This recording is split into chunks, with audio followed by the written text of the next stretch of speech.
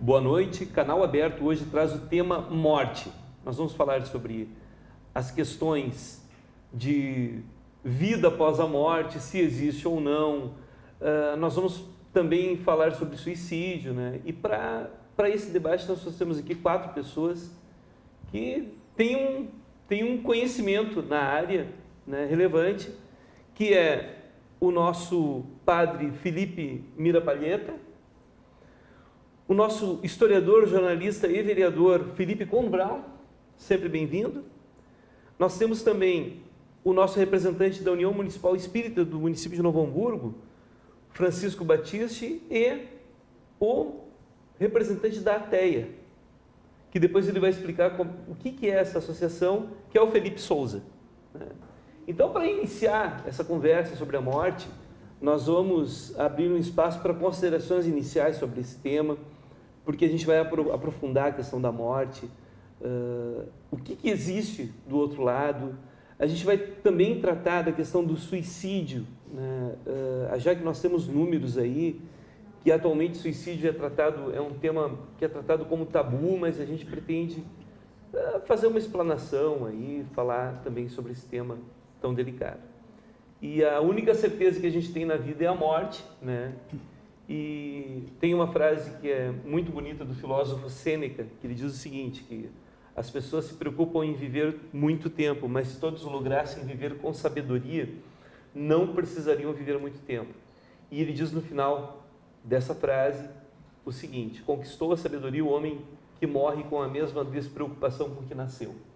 Então eu quero iniciar essa conversa, esse diálogo com o nosso padre Felipe Mira Palheta.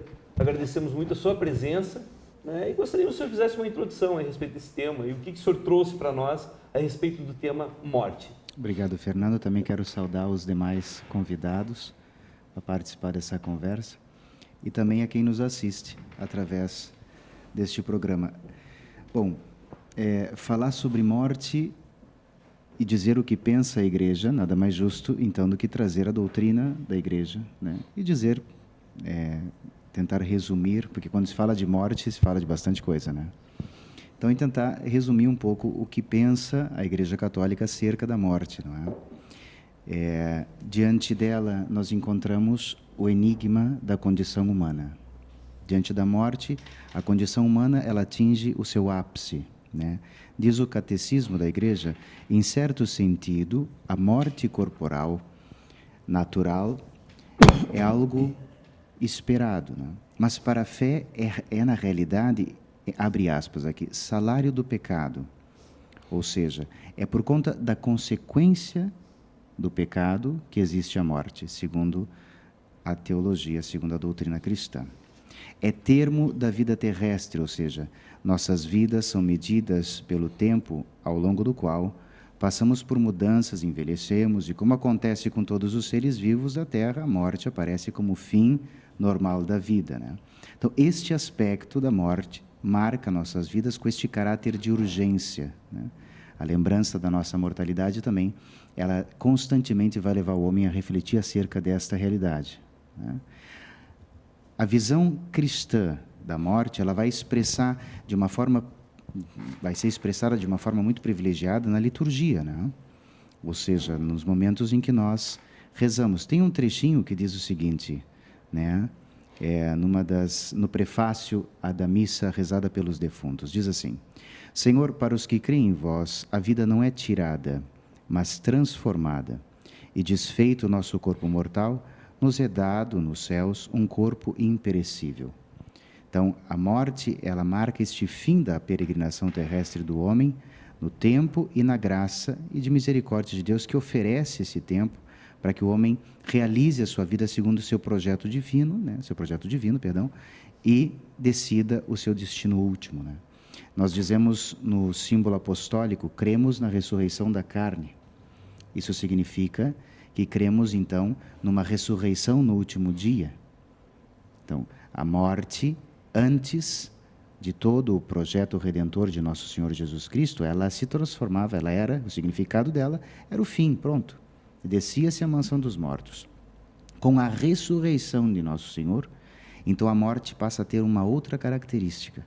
Ela passa não a significar somente o fim da existência, mas a transformação, a passagem para a vida eterna, o encontro definitivo com o Senhor. E a preparação, a espera para a ressurreição final. Não é? Nós cremos na ressurreição da carne, que significa que teremos os corpos transfigurados, veja, não serão os mesmos corpos, tal e qual o concebemos hoje, né? Serão os corpos transfigurados no fim dos tempos. Então a morte, ela é sim aquela realidade no qual o homem precisa meditar, ele se defronta com esta condição humana, necessariamente, a igreja reconhece isso, mas ela olha para a morte agora como este sinal de esperança, né? Como este sinal de encontro definitivo com o Senhor, né? Então, dentre vários outros aspectos que a gente pode abordar acerca da morte, mas como princípio, como um fundamento resumido, como vê a igreja, a morte está por aí. Perfeito. Bom, com essa introdução do padre Felipe, enquanto o senhor estava aí falando, a gente sempre, quando pensa em morte, sempre pensa no ritual, né? O ritual. Então, eu não sei quanto aos senhores, mas eu sou do tempo que ainda se fazia velório em casa, né? E tem uma coisa curiosa que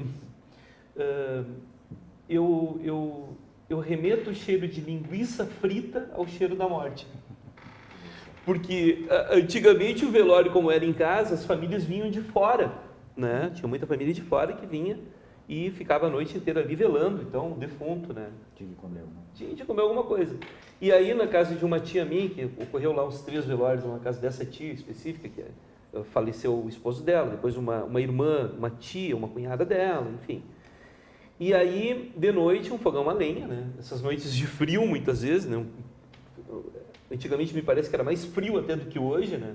Até porque a gente não tinha o asfalto, não tinha o concreto que tem hoje, né, nas cidades.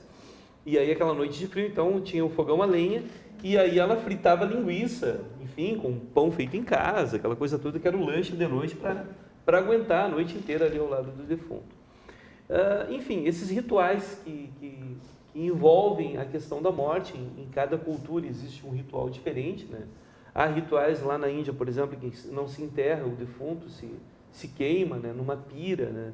Questão, por exemplo, em países que tem um solo mais gelado, questão da Rússia lá, é necessário se derreter o gelo para se colocar ali o defunto, né?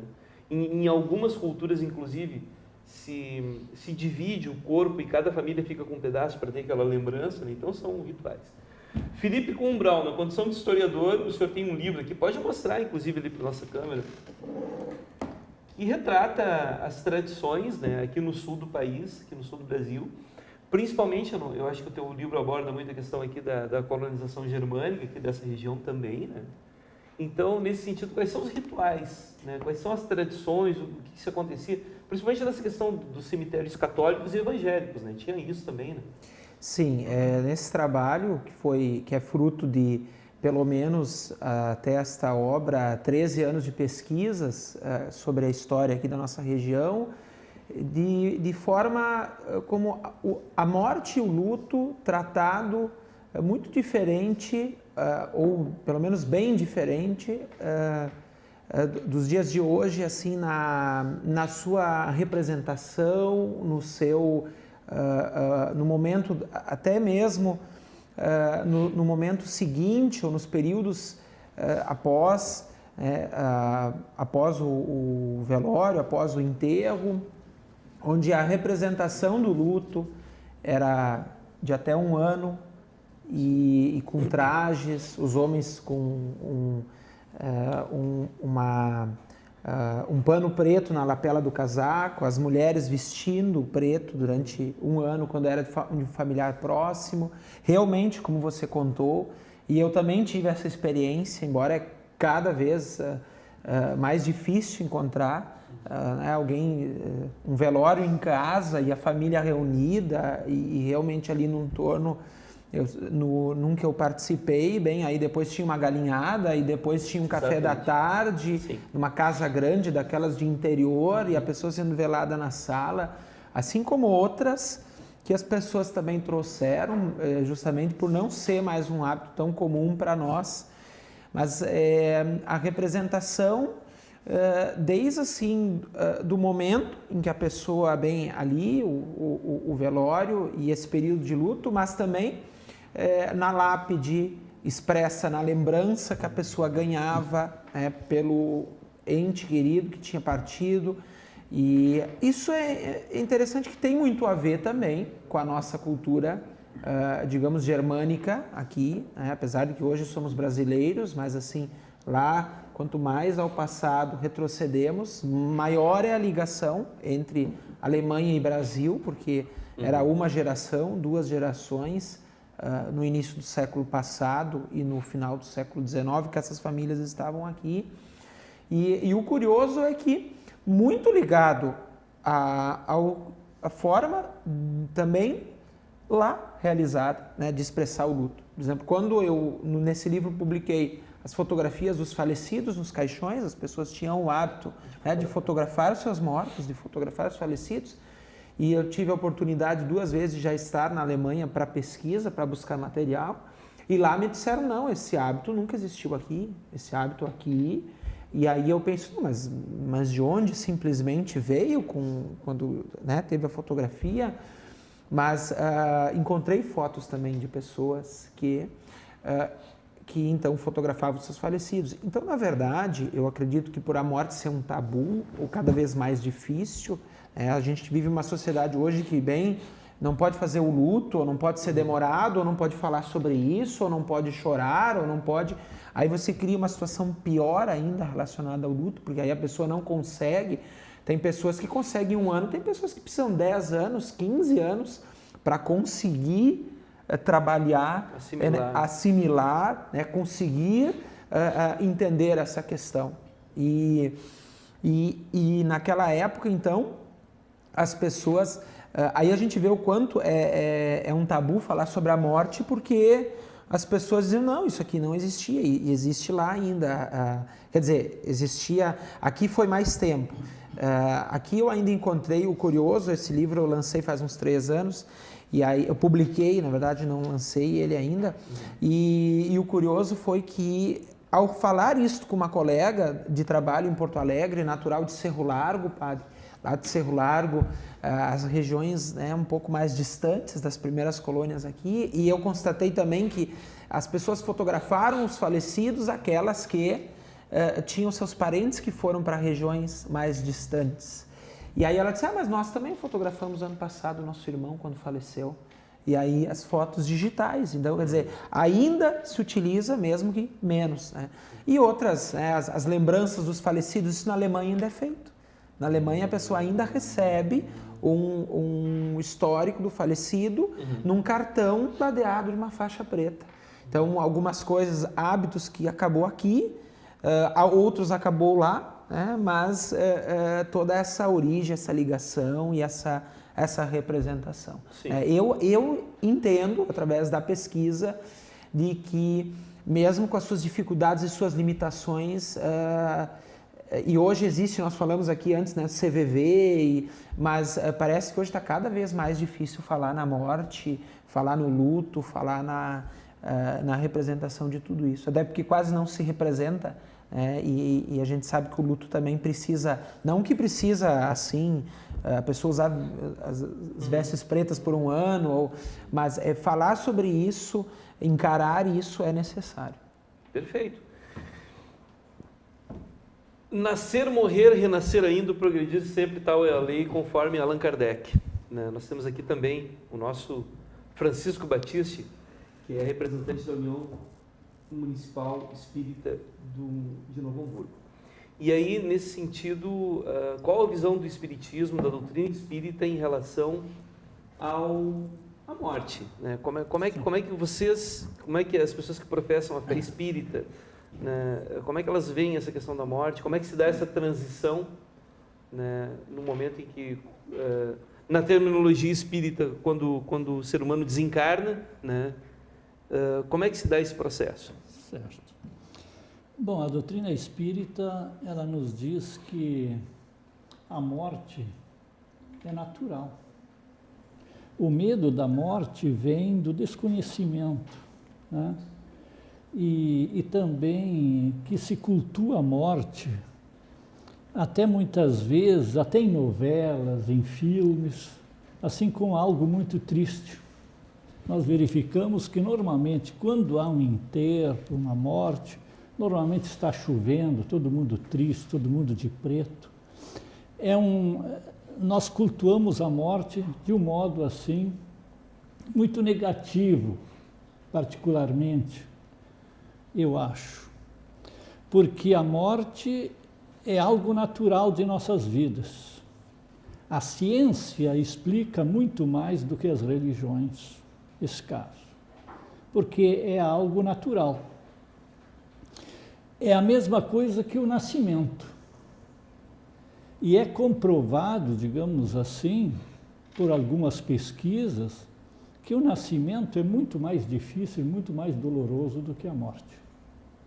Só morre mal quem não vive bem na vida.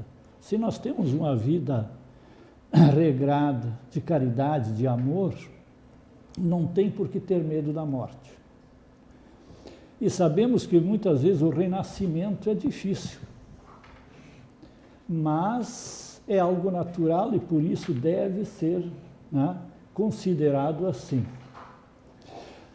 Também o Espiritismo nos diz que a morte do corpo, porque espírito não morre. O que morre afinal? O nosso corpo, que é matéria. Nós, como espírito, somos imortais. Alguns falam em eterno. Eterno não é que não tem início, mas tem início, só não tem fim, por isso, imortais. Nós somos espíritos imortais e só nós deixamos aqui o corpo físico. É uma vestimenta. E como nós estamos vivendo neste mundo, com essas características, com esse clima, nós somos igual àquele, digamos assim, pescador que precisa descer no fundo do mar e precisa uma vestimenta especial para chegar lá. Nós recebemos uma vestimenta para as nossas atividades nesta vida material. E essas atividades são nos dadas pelo nosso Pai Criador, para o nosso próprio desenvolvimento, principalmente espiritual. Então, nós vivemos, né, uma vida só, muitas reencarnações, que são experiências na carne, simplesmente.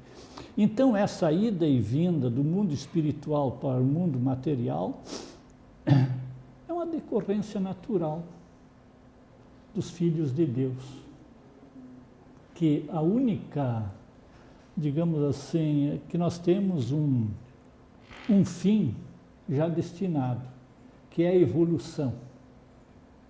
E todos nós seremos felizes, porque o próprio Jesus nos diz que Ele é o pastor, nós somos as ovelhas e ninguém de suas ovelhas se perderá. Exatamente. Então, a morte, digamos assim, deveria ser tratada mais naturalmente. Mas, claro, temos que respeitar as dificuldades de cada um. Saudade, sim. Falta vai nos fazer, mas jamais, né, irritabilidade, né, ou, digamos assim, até revolta, muitas vezes, contra Deus, porque Deus não nos castiga, só nos dá oportunidades. Perfeito, perfeito. Nós temos também o representante, Felipe Souza, é presidente da Associação dos Ateus e Agnósticos do Brasil, né? Como é que vocês veem, né? Vocês, eu coloco a associação, como é que vocês debatem essa questão da morte? Qual o entendimento que um ateu, um agnóstico, e aí eu gostaria que tu fizesse essa diferenciação do ateu e do agnóstico, até para o telespectador, entender a diferença entre um e outro, né? E como é que vocês entendem essa questão da morte? Na verdade, todo ponto de vista ateu é um ponto bem simples, né? A gente não tem toda essa teoria, toda essa construção como o padre tem, como o senhor que é espírita tem. Na verdade, o ateísmo, ele não nos contempla em nada. Ele não nos prevê nenhum tipo de benefício, ele não nos dá conforto para nada. O ateísmo, ele visa que após a morte o ciclo se encerra e acabou. Como todo ser humano feito de carbono, ele começa, tem um início, um meio e um fim. E a partir daquele final, ele já teve sua trajetória e se encerra ali. Não acreditamos em pós-vida, não acreditamos em outra oportunidade. Por isso, o ateu geralmente é uma pessoa que ela, no meu caso, pelo menos eu tento curtir cada momento da minha vida. Eu tento aproveitar o que eu posso fazer. Muita gente acha que o ateu ele é uma pessoa que não gosta de viver, mas bem pelo contrário, a gente vive até o que a gente puder aproveitar, a gente aproveita. Eu sou uma pessoa que eu tento mudar o mundo onde eu vivo também, por não acreditar, na verdade, num ser superior, eu acredito que nós temos que fazer a vez dele. Nós temos que ajudar o próximo. Nós temos que ajudar talvez aquele morador de rua que está passando frio, ajudar aquele trabalhador que está sendo prejudicado no seu ambiente de trabalho. Nós temos que trazer informação para as pessoas e tentar trazer benefícios para a sociedade. Perfeito. E em termos de estatísticas, assim, estatísticas apontam que existe hoje no Brasil em torno de 10 a 12% de ateus e agnósticos. Isso. Né? Se colocar nessa estatística também o número de pessoas que dizem que não tem religião, vai a 30%. 30%. Né? É um número alto, né? Na verdade, é que existe um preconceito muito grande contra o ateu. É muito difícil a gente se abrir para o mundo que é ateu. Eu sou uma pessoa que eu participo de eleições de CIPA, eu sou presidente da Associação de Moradores do Bairro Operário, aqui de Novo Hamburgo, sou vice-presidente da Associação de Funcionários da Comur também, e as pessoas, quando elas sabem que eu sou ateu, elas mudam o tratamento comigo. Um caso, até quando eu estava concorrendo para a CIPA, a minha primeira eleição eu fiz 140 votos, fui o mais votado até hoje, e na minha segunda eleição eu fiz 30 votos. E as pessoas diziam, eu não vou votar naquele cara que é ateu. Sim. Só que no terceiro mandato, quando eu concorri de novo, as pessoas viram que eu fiz falta, e eu fiz a maior votação ainda, fiz 200 e poucos votos. Uhum. Aí as pessoas o notaram, critério de religião não foi pesado. Daí, as pessoas elas têm o costume de misturar as coisas. É que geralmente as pessoas têm na sua cabeça, quem não acredita em Deus acredita no diabo. Uhum. E que não tem nada a ver. A gente automaticamente não acreditando em Deus, a gente não acredita no diabo também. Não teria lógica acreditar em um e não acreditar no outro. Mas nessa questão da morte, assim, só para a gente voltar ao foco. Morreu, ele vai alimentar a terra, na realidade, a matéria vai alimentar a terra, vai ter todo o ciclo, né? Vai Sim. alimentar lá né? E o que fica daí? Não fica nada, acabou. Por isso que nós tentamos ser importantes para o mundo. Sim. A gente quer deixar nossa marca, porque eu acho muito triste a pessoa morrer e 3 anos depois ninguém mais lembrar da gente. Então a gente tem que fazer um trabalho para que daqui a alguns anos as pessoas lembrem de nós. A minha ideia mesmo era fazer um trabalho grandioso que pudesse botar meu nome numa escola, por exemplo. Porque eu quero ser lembrado daqui a 20, 30 anos. Esse é o sonho de cada ateu. Perfeito, perfeito. Padre, nós temos hoje na Igreja Católica um movimento muito importante, eu considero um dos movimentos mais importantes da Igreja Católica dos últimos, pelo menos enquanto eu acompanhei a história da Igreja Católica nesse século XX, no século passado, nesse século XXI, que é a figura do Papa Francisco. Né? Muito embora lá o Ratzinger tenha lá a sua importância, né? Até pelo fato de ter renunciado ao mandato, né? Bem como a figura do Papa João Paulo II, que foi um Papa que viajou o mundo inteiro, que, né, teve uma... Né? E a gente não pode deixar de falar também, apesar do assunto ser a morte, né, dessa questão do Papa de certa forma, trazendo as pessoas de volta para a Igreja Católica, né? Isso é um parênteses que eu estou abrindo aqui pela figura que a gente tem um carinho muito especial, que é o Papa Francisco. Nessa questão da morte, assim, no momento em que o senhor como um profissional, né, um religioso, uma pessoa que tem uma vocação, e esse momento tão difícil lá da perda de um ente querido, que o senhor tem a incumbência, né, talvez o senhor também, na condição de representante de uma fé, né, como é que se leva essa palavra, né, para aquela pessoa enlutada? Como é que se justifica, digamos assim, né? Qual é a palavra que o senhor tem para dar para uma família? Aquela conversa ali no momento ali que tem aquela liturgia, que tem aquela cerimônia, e depois, inclusive, até porque depois eu acredito que a pessoa vai procurar o senhor, né? Uma pessoa lá que professa a fé católica vai procurar o senhor para algum aconselhamento. Olha, padre, a dor está muito forte. Como é que se lida com isso? Olha, a primeira coisa que eu acho que é interessante nós refletirmos, isso que o Felipe estava dizendo aqui do meu lado é extremamente importante, sabe? Existe um processo na vida da pessoa. Existe um tempo de maturação, um tempo de assimilação daquele que vive o luto, daquele que passa por isso na sua vida, né?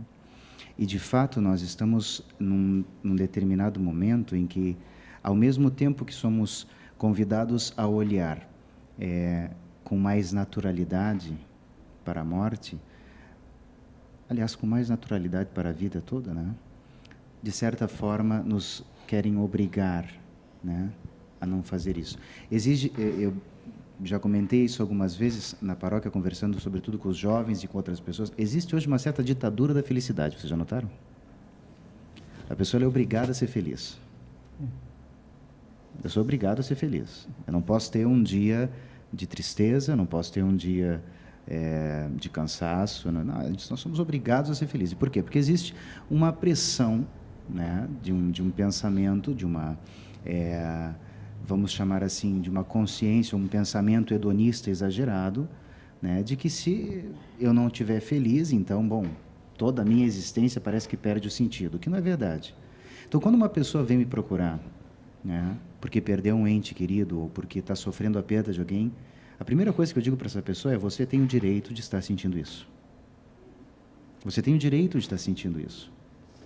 Né? Existe, você não joga uma semente na terra e amanhã você colhe.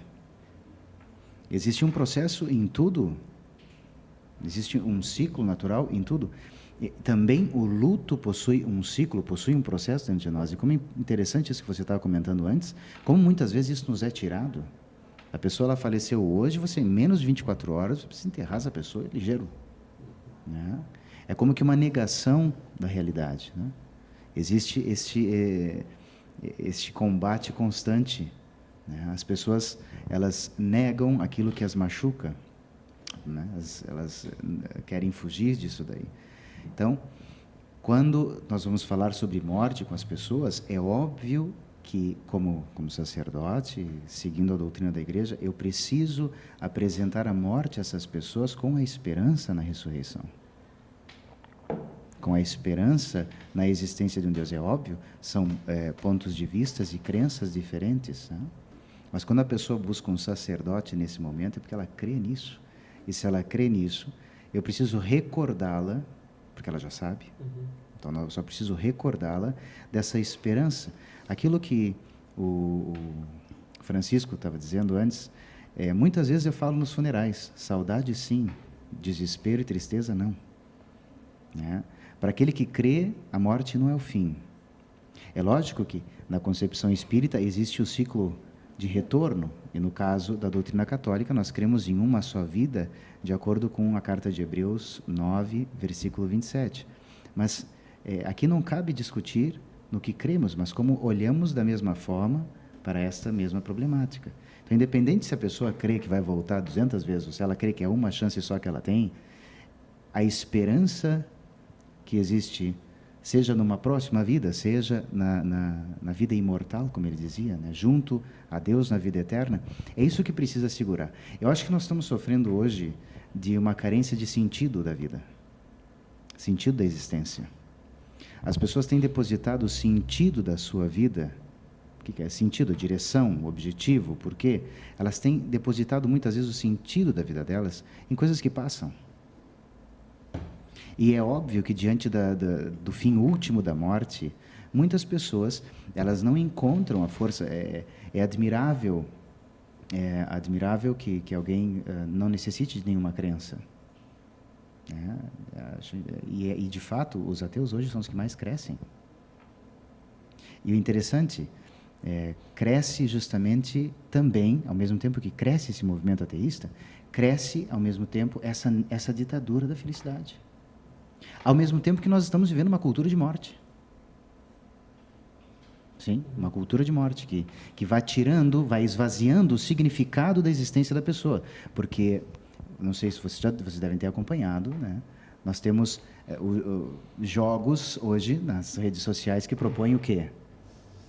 Morte. Exatamente, esse debate que a gente a gente vai tratar agora no segundo bloco. Exatamente, você tem, da baleia azul. Por exemplo, você tem uma série, nós estamos inseridos numa cultura em que o significado da vida está sendo reduzido a um materialismo, à barbárie, né? Ou seja, é o hedonismo, ou seja, aquilo que me traz prazer e satisfação eu devo buscar a todo custo, o sofrimento eu devo negar a todo custo. Sim. O quanto que na realidade a proposta de uma fé, e agora eu sem demagogias aqui, apresentando qualquer tipo de crença, a proposta da fé aqui não seria negar o sofrimento, né, ou negar a realidade, mas justamente dar um sentido, né, a todo o sofrimento e ajudar a pessoa no seu desenvolvimento, né, de modo que possa lidar com isso. Agora, diante de um funeral, quando você vai num funeral, a primeira função de um sacerdote é essa: recordar a família, recordar aquelas pessoas de que existe uma esperança. Existe, no caso daqueles que creem na vida após a morte, né, na união com Deus, que existe uma esperança aí. Então, saudade sim, tristeza não, né? E é por isso que nós rezamos pelos mortos, né? O culto todo, a liturgia toda, ela gira em torno disso, nessa esperança dessa vida. Perfeito. Nós vamos chamar o segundo bloco para tratar dessa questão que o senhor colocou, da questão do suicídio, que já era a nossa pauta agora para o segundo bloco, né? Então, é só um minuto, nós já voltamos com mais Canal Aberto.